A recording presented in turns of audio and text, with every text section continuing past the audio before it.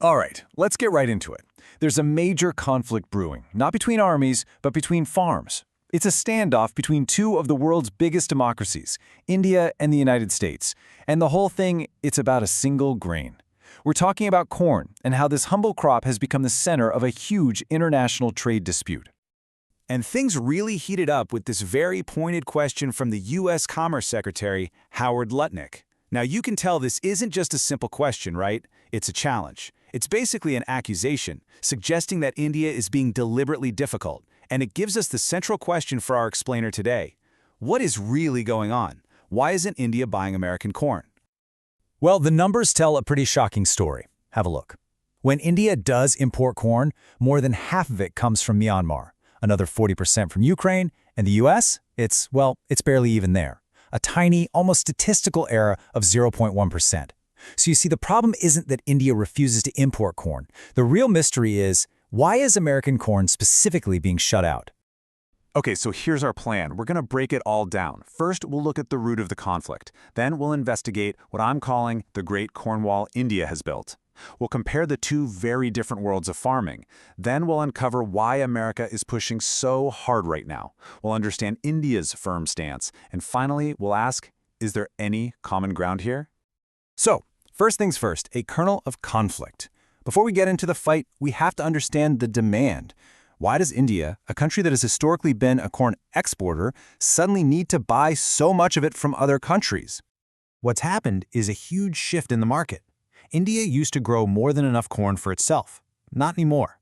Now it's a net importer. And this is being driven by two massive hungry industries. First, you've got the poultry sector, which is just booming and needs tons and tons of corn for animal feed. And second, there's the government's massive push for ethanol, to mix with petrol to cut down on oil imports. And corn is a key ingredient. So even with a huge harvest of up to 42 million tons, India just can't keep up. Okay, so that brings us to Section 2, the Great Corn Wall. Now, you'd think this is a simple fix. India needs corn. America has a lot of it. It should be a perfect partnership, right? Well, not so fast. There's a massive wall blocking American corn from entering India. And this wall is built with three very specific, very strong barriers. The first barrier, and honestly, this is the big one, it's a non-negotiable red line. India has a very strict policy against genetically modified organisms, or GMOs, in its food supply. And this isn't some minor rule. It's a core belief in their agricultural policy. And here is where you see the fundamental clash. A whopping 94% of all corn grown in the United States is genetically modified. Just think about that number. It shows you how completely incompatible the two systems are. India is trying to protect its biodiversity, its local seeds. The entire American system, on the other hand, is built on GM tech. They are, quite literally, speaking different languages. But okay, let's just imagine for a second that a U.S. farmer could supply that tiny 6% of non-GM corn. Well, they would immediately crash into the second barrier, and this one is a wall made of money, incredibly high import taxes, or what we call tariffs. You see, India uses this really clever system called a tariff rate quota, or a TRQ. The easiest way to think about it is like this. India opens a small door and lets in a limited amount of corn at a decent tax rate. But the moment that limit is hit, that door slams shut and a giant wall goes up, making it way too expensive to bring in any more. It's a system designed for total control. And here's what that looks like with actual numbers. The first 500,000 tons of imported corn gets a 15% tax. That's manageable. But for every single kilo that comes in after that, the tax shoots up to an absolutely massive 50%. This structure basically makes it impossible for anyone to do large-scale commercial imports. It's designed to protect the domestic market from being flooded with cheap grain. And that leads us directly to the third, and you could argue the most emotional barrier of them all. It's the whole reason the other two barriers even exist. It's about protecting the Indian farmer. And this isn't just about money. It's about the lives and livelihoods of millions and millions of people.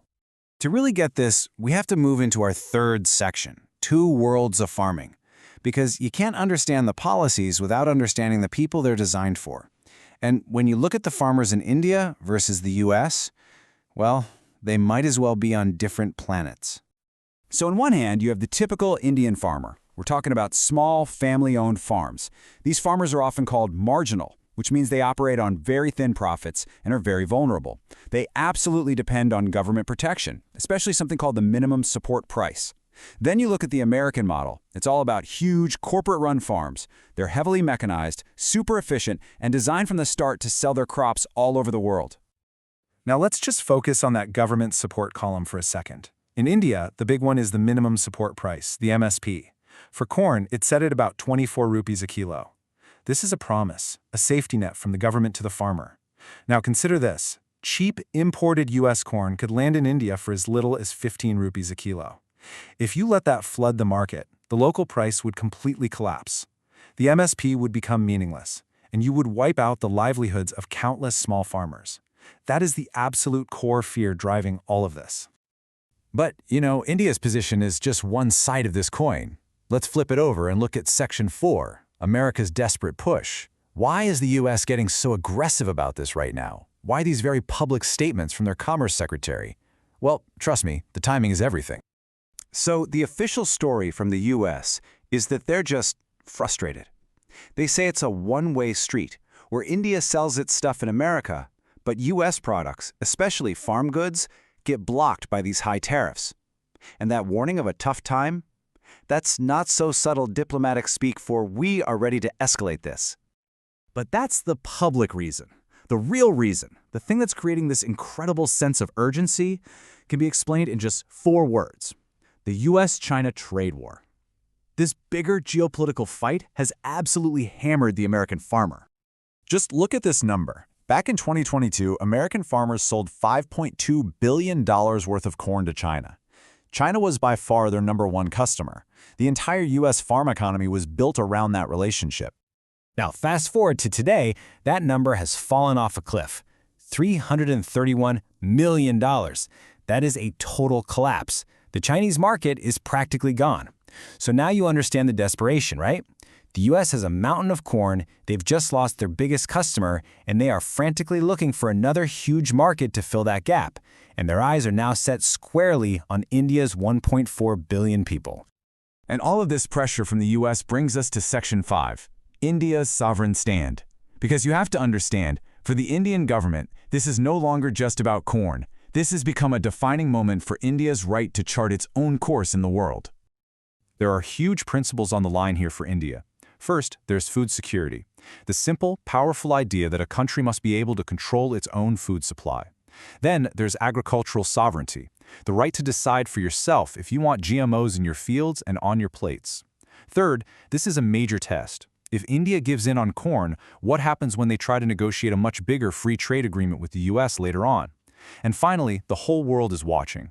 Other developing countries are looking at this and seeing a blueprint for how to stand firm against pressure from economic giants. So what we have is a classic case of an unstoppable force meeting an immovable object. It's a true standoff. Is there any way out of this? Let's get to our final section and see if there's any path to a compromise. Look, finding a solution is not going to be easy, but it might not be impossible. One idea that keeps coming up is what's called a segmented approach. The theory is maybe India could allow GM corn imports but only for industrial use, like making ethanol, where it's guaranteed to never enter the food supply. But that would need an ironclad system of controls and labeling to prevent any mix-ups. And before any of that, you'd need a huge national conversation to get farmers, scientists, and politicians on board.